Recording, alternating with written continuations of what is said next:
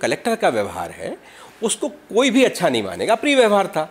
और जो हम जो कल से हम बात कर रहे हैं, परसों से बात जो हम कर रहे हैं वो यही बात कर रहे हैं कि भाई आपसे बात कुछ और हो रही है, आप बात कुछ और कर रहे हैं और आप इतने असिस्ट क्यों हैं? आप पढ़े लिखे व्यक्ति हैं और आप कलेक्टर तो इसीलिए इसी पढ़ लिख कर ही लोग बनते हैं, तो आप पढ़े लिखे व्यक्ति हैं, तो आपका व्यवहार एक ऐसे आदमी की तरह नहीं होना चाहिए, एक ऐसे व्यक्ति की तरह नहीं होना चाहिए जो असिस्ट व्यक्ति हो। और दूसरी बात जो आप कह रहे थे कि कलेक्टर एसपी किस बात का इंतजार कर रहे हैं, क्यों नहीं सुरक्षा दी, क्यों नहीं सुरक्षा वहां बढ़ाई गई जब इतने 500 से अधिक लोग थे वहां। एसपी की भी कार्यप्रणाली बेहद विवादित है। पत्रकारों के साथ जो भी प्रताड़ना, जो भी चीज हुई, सुप्रीम कोर्ट तक गया, मध्य प्रदेश की बदनामी हुई है इससे, सुप्रीम कोर्ट तक गया है वो मामला।